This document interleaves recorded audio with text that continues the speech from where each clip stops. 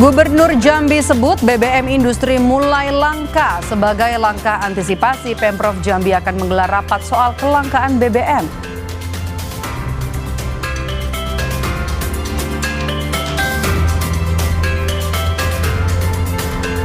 Ribuan orang dari kalangan pengemudi ojek, pengayuh beca, kusir andong hingga pramu wisata antre berdesakan untuk menerima bantuan THR dari pedagang bakpia di Yogyakarta.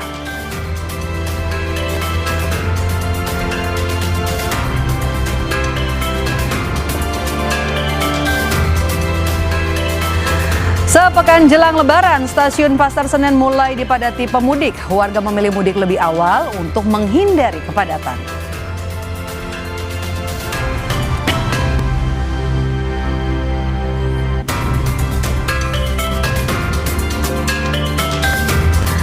Halo, selamat datang di Indonesia Update, Saudara. Selama 30 menit ke depan kami hadirkan beragam informasi terbaru dari seluruh penjuru tanah air. Bersama saya Maido Pelfrina. Langsung saja kita mulai Indonesia Update selengkapnya. Hanya di Kompas TV, independen, terpercaya.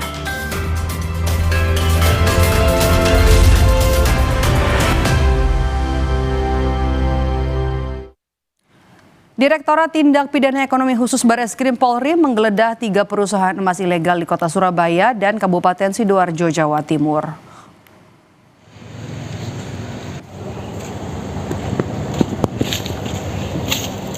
Penggeledahan perusahaan ini digelar untuk mencari bukti tindak pidana pemurnian emas dan tata niaga emas ilegal yang sebelumnya telah menjerat 3 tersangka. Penggeledahan salah satunya dilakukan di PT Simba Jaya Utama Kabupaten Sidoarjo. Sebelumnya Bareskrim menggeledah paksa 5 tempat lain di Nganjuk dan juga Surabaya.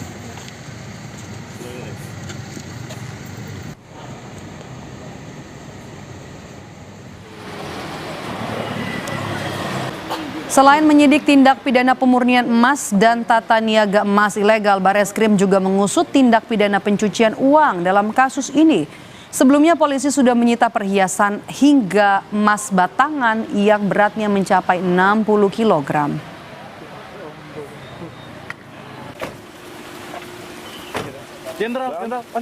Guna menguatkan pembuktian serta dalam rangka pengembangan perkara yang saat ini sedang dilakukan penyidikannya oleh tim penyidik Direktorat Tindak Pidana Ekonomi dan Khusus Bareskrim Polri.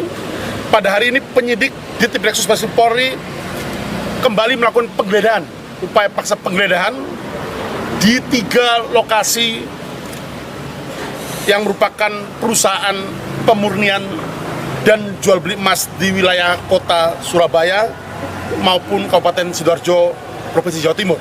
3 perusahaan yang kami sebutkan di atas bahwa ini digeledah, dilakukan upaya penggeledahan dalam rangka memperkuat pembuktian terkait dengan proses pemurnian dan tata niaga jual beli emas ilegal yang melibatkan para tersangka dari 3 orang yang telah saya sebutkan di atas, TW, DW, dan BSW. Kita beralih ke berita lainnya, Saudara. Gubernur Jambi Al Haris menyebut BBM industri mengalami kelangkaan imbas perang Amerika Serikat dan Iran yang memanas. Sebagai langkah antisipasi, Pemprov Jambi akan menggelar rapat terkait kelangkaan BBM. Stok BBM industri di Jambi mulai langka, meskipun stok masih tersedia, namun Gubernur Jambi menyebut kemungkinan akan terjadi kelangkaan imbas perang Iran. Pantauan di SPBU Nusa Indah Kota Jambi, stok BBM terlihat sudah habis. Sejumlah pengendara terpaksa harus menunggu hingga stok kembali tersedia. Menyikapi kelangkaan BBM, Pemprov Jambi akan segera menggelar rapat bersama Pertamina, terutama akan berdampak pada Hari Raya Idul Fitri nanti. Memang BBM kita yang pertama yang saya dapat info ini akan kelangkaan BBM industri.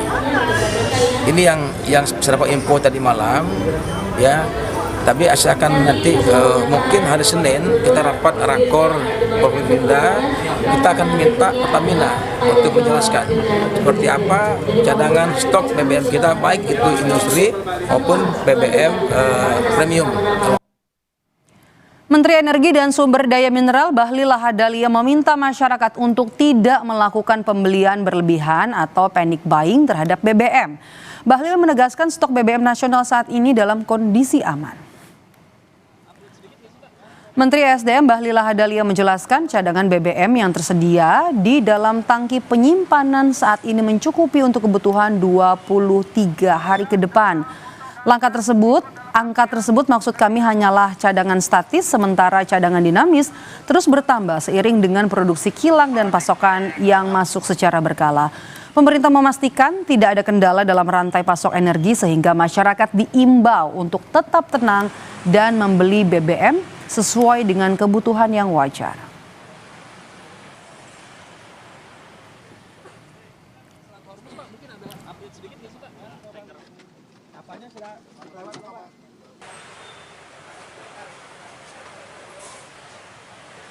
Kemarin kan saya sudah ngomong di beberapa kali di media bahwa stok kita itu dalam kondisi yang aman, 23 hari, nggak perlu ada panic buying.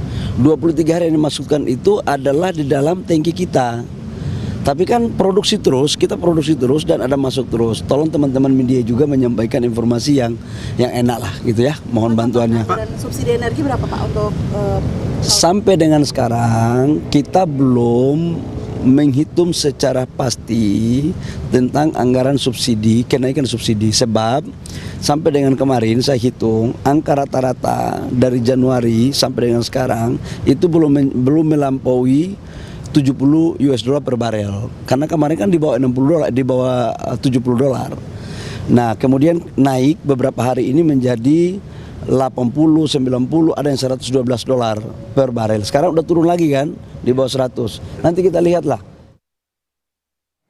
Pertamina terus berkoordinasi dengan berbagai pihak termasuk Kementerian Luar Negeri agar 2 dari 4 kapal Pertamina yang terjebak bisa keluar dari Selat Hormuz. Guna menjamin pasokan BBM dalam negeri, pemerintah berencana mengalihkan impor minyak mentah dari kawasan Timur Tengah ke sejumlah negara alternatif.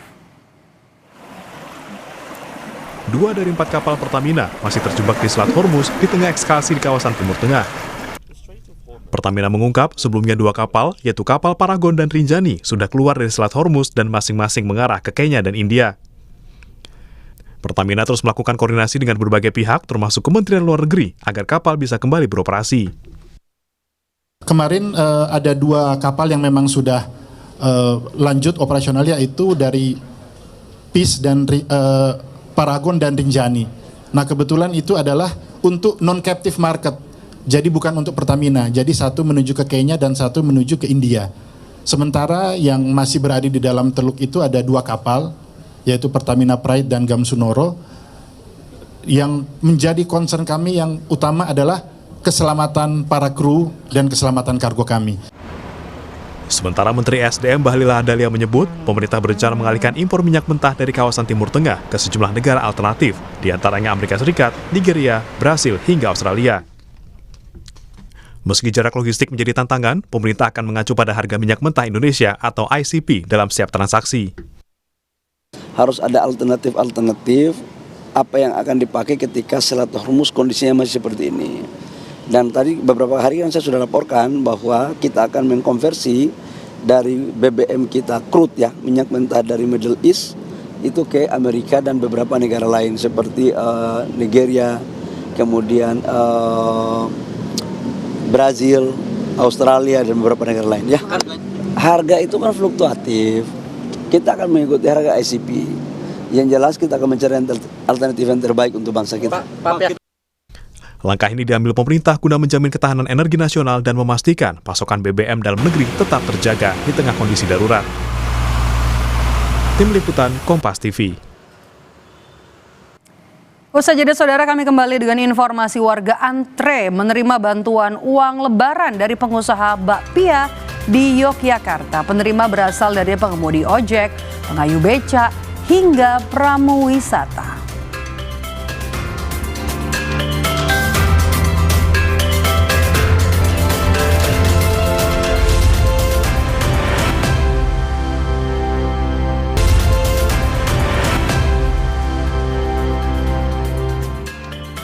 Kami lanjutkan Indonesia Update dengan informasi dari Komisi Pemberantasan Korupsi yang menahan mantan Menteri Agama Yakut Khalil Qaumas dalam kasus dugaan korupsi kuota haji 2023-2024. Atas kasus korupsi yang menjerat Yakut ini, ada 8.000 jemaah haji yang gagal berangkat. Mantan Menteri Agama Yakut Khalil Qaumas keluar dari gedung KPK dengan mengenakan rompi oranye dan tangan terborgol. Yakut ditahan usai diperiksa sebagai tersangka sejak Kamis siang. Yakut ditetapkan sebagai tersangka dalam kasus dugaan korupsi kuota haji pada tahun 2023-2024. Saat menuju ruang tahanan, Yakut menegaskan kebijakan yang dia ambil semata-mata ingin memprioritaskan keselamatan jemaah haji Indonesia. Saya lakukan semua kebijakan ini semata-mata untuk keselamatan jamaah. Itu yang bisa saya sampaikan. Sementara KPK menyampaikan, di kasus korupsi kuota haji, 8.000 lebih jemaah gagal berangkat karena ada perubahan porsi kuota yang dilakukan ex-Menteri Agama Yakut Khalil Qaumas. Pada rapat bersama DPR, Kemenak setuju porsi kuota tambahan untuk jemaah reguler 92%, sedangkan saat pelaksanaan kuota tambahan untuk reguler menjadi 50%. Pembagian kuota tambahan pada akhirnya menjadi 50% hingga penyelenggaraan kuota haji tambahan sebanyak 8.400 yang seharusnya sesuai undang-undang itu haji reguler itu berubah menjadi haji khusus. Ya, jadi ada kerugian secara bagi para jemaah haji khususnya jemaah haji yang reguler. Seharusnya kalau dibagi sesuai dengan undang-undang ada 8.400 orang jamaah haji reguler tahun 2024 yang seharusnya berangkat pada tahun itu menjadi tidak berangkat. Dalam proses pemeriksaan dan penahanan Yakut, massa dari Banser menggeruduk dan melakukan orasi serta menentang penahanan pada mantan Menteri Agama itu. Tim Liputan, Kompas TV. Keberita lainnya, saudara, warga antre untuk menerima bantuan lebaran dari pengusaha bakpia di Yogyakarta. Penerima berasal dari berbagai kalangan, mulai dari pengemudi ojek, pengayuh becak, kusir andong hingga pramuwisata.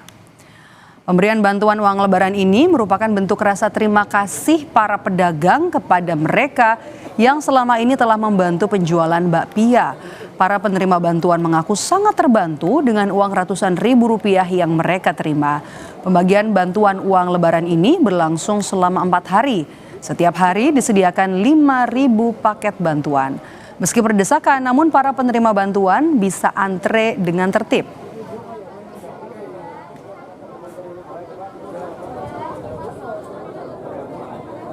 Ya senang, bisa jadi buat dibantu buat tambah lebaran. Ini baru pertama kali atau? Pertama kali. Jogja karena kota wisata toh. Kita sendiri bakpia Batok, oleh mereka Jogja ya. Memang itu rekanan kita. Yang dibagikan apa ini Pak? Yang uang, terus aja uang. Tiap tahun selalu uang atau seberapa tahun uang Pak? aja. Sementara itu, saudara, sepekan jelang lebaran harga daging sapi di Jakarta terpantau naik. Harga daging sapi berada di Rp140.000 per kilogram. Harga ini diprediksi akan terus meningkat hingga 3 hari sebelum lebaran. Menurut pedagang di Pasar Kebayoran, Jakarta Selatan, kenaikan harga ini mulai terjadi sebelum memasuki bulan Ramadan. Pedagang mengaku tidak sedikit pembeli yang mengeluh dengan kondisi harga daging yang makin mahal. Dampaknya kondisi pasar menjadi lebih sepi.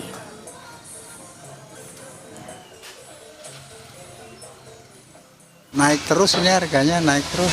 Lagi sebelum puasa kan masih pasaran 13-12,5. Setelah bulan puasa nginjak 2 mingguan lah, naik terus sekarang 140, 150 ya. Mungkin bisa naik lagi, mungkin ya. Ya paling sekitar 10.000 lah, 5.000, 10.000. Sementara itu, saudara, suasana mudik mulai terasa di Stasiun Pasar Senen, Jakarta sepekan jelang lebaran. Warga lebih memilih mudik lebih awal untuk menghindari kepadatan dan ingin berlama-lama di kampung halaman. Pemudik pun juga mengaku sudah berburu tiket kereta lebaran sejak sebulan sebelum puasa. Berikut kita simak laporan jurnalis Kompas TV, Cindy Permadi dan juga juru kamera Ian Faris.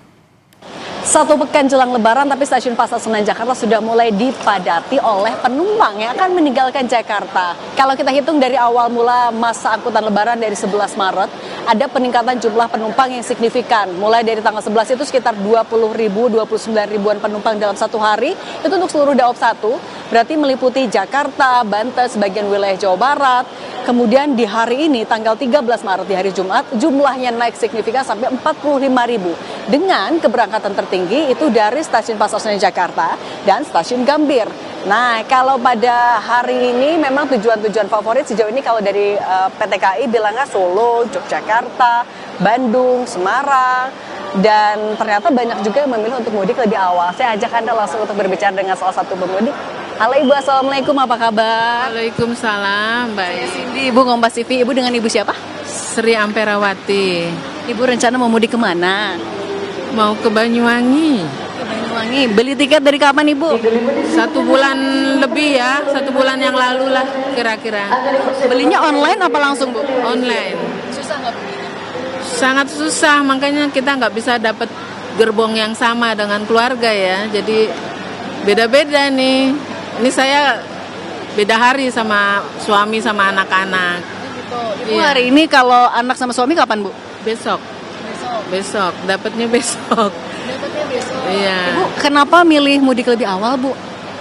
Ya supaya ya kebetulan mau lebih lama di sana, terus ya biar nggak padat aja, nggak berdesakan gitu, nggak riuh ya rame gitu, nggak terlalu rame biar. Tapi ternyata hari ini rame juga ya Bu? Rame juga ternyata.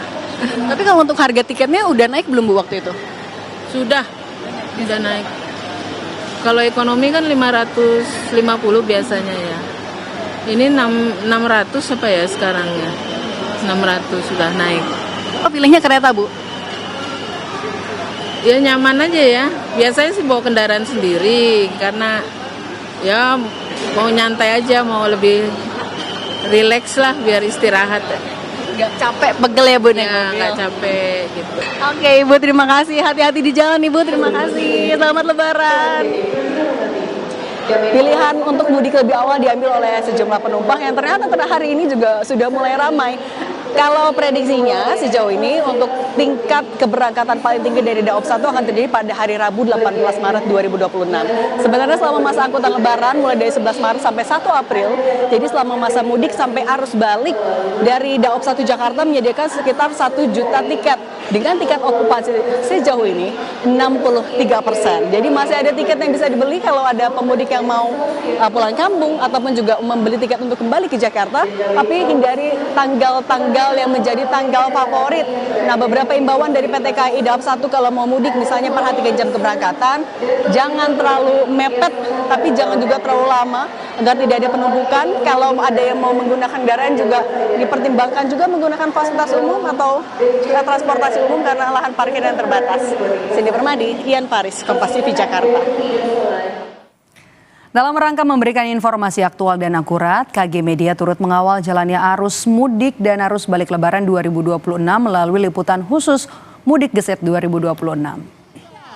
2, 1, pelepasan Tim Mudik Gesit 2026. Pelepasan Tim Mudik Gesit telah dilakukan di Menara Kompas Jakarta. Tim liputan nantinya akan ditempatkan di sejumlah titik di jalur mudik dan balik Lebaran 2026.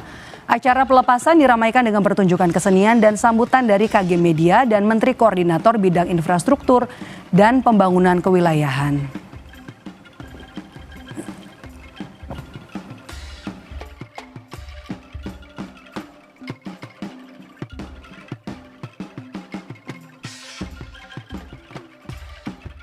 Selalu utamakan keselamatan diri dan juga keselamatan tim dalam bertugas.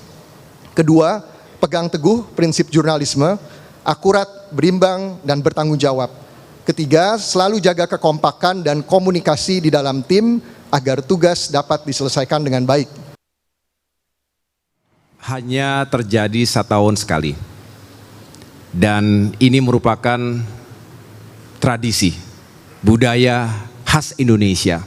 Bukan sekedar kita mengatur perjalanan atau lalu lintas, tapi ini juga ada perjalanan hati, perjalanan harapan untuk bertemu dengan sanak saudara keluarga tercinta di kampung halaman setelah kurang lebih 1 tahun tidak bertemu dan merayakan Idul Fitri bersama-sama. Kapolri Jenderal Listio Sigit Prabowo meninjau langsung kesiapan pelayanan arus mudik Lebaran 2026 di Pelabuhan Merak, Cilegon, Banten. Peninjauan dilakukan untuk memastikan pelayanan penyeberangan bagi pemudik menuju Pulau Sumatera berjalan lancar. Peninjauan dilakukan Kapolri bersama dengan Menko PMK, Mendagri, Menhub, Panglima TNI serta Gubernur Banten. Rombongan masuk ke dalam kapal Roro menyapa penumpang sekaligus memberi bingkisan. Peninjauan juga dilakukan di sejumlah titik pelayanan di kawasan pelabuhan. Melalui peninjauan ini, Kapolri memastikan seluruh personel dan fasilitas di Pelabuhan Merak siap melayani pemudik, sehingga arus mudik Lebaran 2026 dapat berjalan aman, lancar, dan terkendali.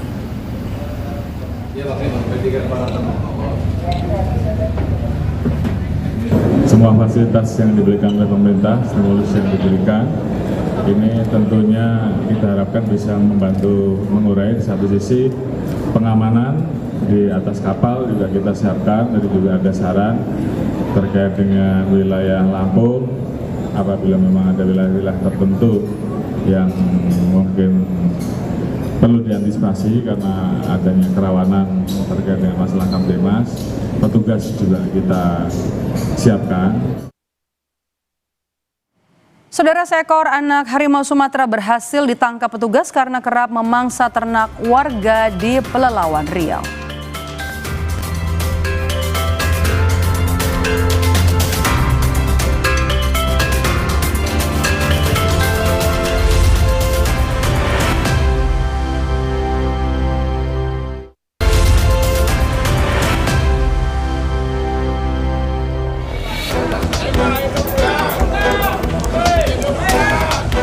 Lima unit rumah di asrama polisi di Jalan Sisinga, Mangaraja, Pekanbaru kembali terbakar pada Kamis malam.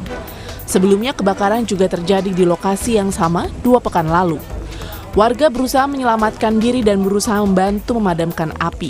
Sementara petugas pemadam Pekanbaru terus berupaya memutus penyebaran api agar tidak meluas lebih jauh.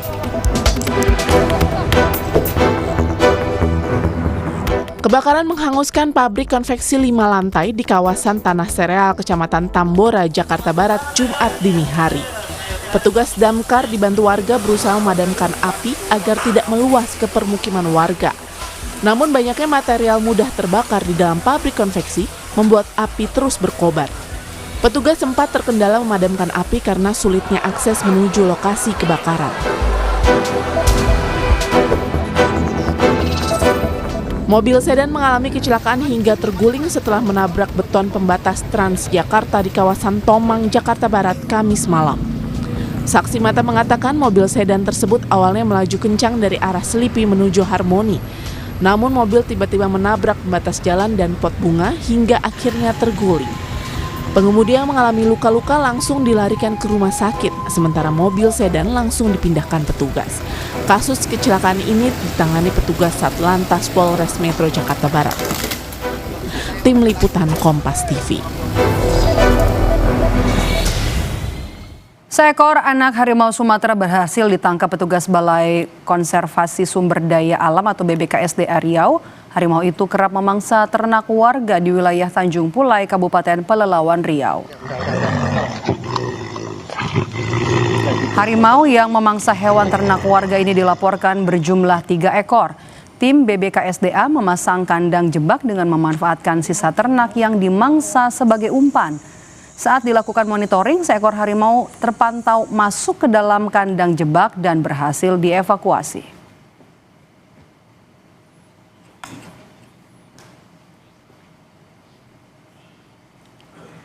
Saudara, kami tutup Indonesia Update hari ini. Terima kasih sudah menonton. Saya Maidop Elfrina.